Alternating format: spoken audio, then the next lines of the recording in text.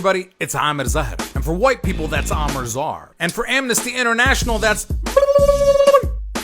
This week, Amnesty International issued a report that documented Israel's long record of racial discrimination against Palestinians. The premier human rights group took the important step of labeling Israel as an apartheid state. Our report reveals the true extent of Israel's apartheid regime. Whether they live in Gaza, East Jerusalem, and the rest of the West Bank, or Israel itself, Palestinians are treated as an inferior racial group and systematically deprived of their rights. We found that Israel's cruel policies of segregation, dispossession, and exclusion across all territories under its control clearly amount to apartheid. The international community has an obligation to act. This statement was made by Amnesty's boss, their Secretary General, Agnes Calamard. What? It's French? Calamard. I can't say it, it's French. Kullu marad. Now, Dr. Agnes is not just any human rights expert. She just came from the UN, where she was in charge of investigating extrajudicial killings, including the murder of Jamal Khashoggi. Now I'll skip the part where I'm frustrated because Palestinians have been saying this stuff for years and people only start listening when Jewish, American, and European groups say the same thing.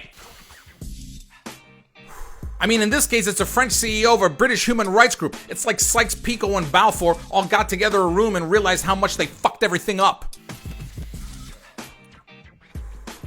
By the end, I'm going to forget about all that. Instead, I'm just going to go straight to the part where Israel loses its mind because that's just, well, it's more fun. So let's go through Israel can't be apartheid arguments. Israel can't be apartheid because the Palestinian population keeps growing in the West Bank, Gaza, Israel, and everywhere else. Okay, Israel, just saying I'm bad at ethnic cleansing, that's not a really good excuse. Okay, just because you're bad at something doesn't mean you're not trying to do it. I've been trying to lose these 20 pounds for like 5 years. I haven't been successful, but I'm still trying to displace, dispossess, and ethnically cleanse all this fat. Also, we teach every first-year law student something really simple, okay? If you point a gun at somebody's head and you shoot and you miss, you still go to jail forever. It's the thought that counts. Then there's this one. Israel can't be apartheid because Arabs live a good life in Israel. They even have people in the Knesset. Yes, there are a number of Palestinians in the Israeli parliament. But do you know when the first black people entered the U.S. Congress? 1870. And do you know when Congress finally passed the Civil Rights Act? 1965. That's 95 years later, all right? Israel isn't even that old. And finally, we have the most used line. Israel can't be apartheid because,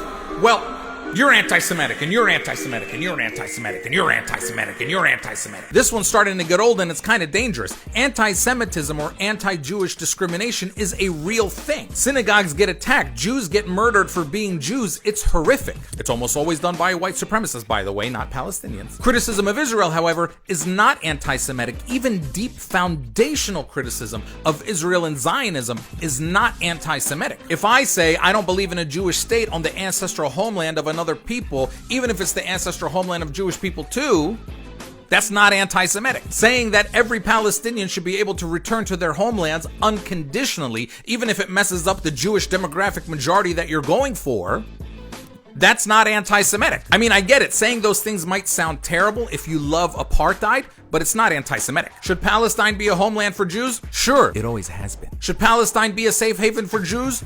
Sure. Should Palestine be transformed into a Jewish state where Jews get more rights, more land, and more liberty, all at the expense of the indigenous Palestinian population that has lived there centuries upon centuries? No, big no, that's racist. This isn't very complicated. Only Jews can drive on certain roads. Only Jews can return and become citizens. Only Jews can buy and develop most of the land. And that's just a few examples. Now, if no one else was there when they got there, all these rules and laws would be weird and they'd still be racist. But when millions of natives are deprived of basic civil and human rights, deprived of the protection of the laws from the government that decides their daily living conditions because they're the wrong race, religion, or ethnicity, we have a name for that. And Amnesty knows it. It's apartheid. Now, Amnesty, as I noted before, is not the first group to make this apartheid determination about Israel. First, it was Palestinian human rights groups, then it was Jewish human rights groups, then it was American human rights groups, and now it's British human rights groups. Israel's basically the Bill Cosby of nations. I mean, they can't all be lying, right? No, they can't. And by the way, Bill Cosby's victims didn't hate black people. They hated what he did.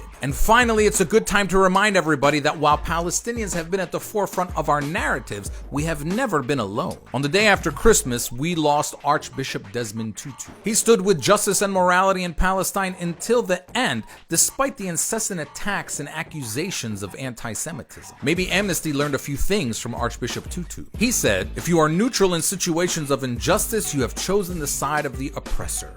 Maybe Amnesty did learn a few things from Archbishop Tutu. That apartheid-fighting, Nobel Peace Prize winning black archbishop, he wasn't lying about the apartheid he saw in South Africa, and he wasn't lying about what he said was the same thing he saw in Palestine. It reminds me so much of what used to happen in South Africa, where people were evicted from their homes and their homes were taken over by whites.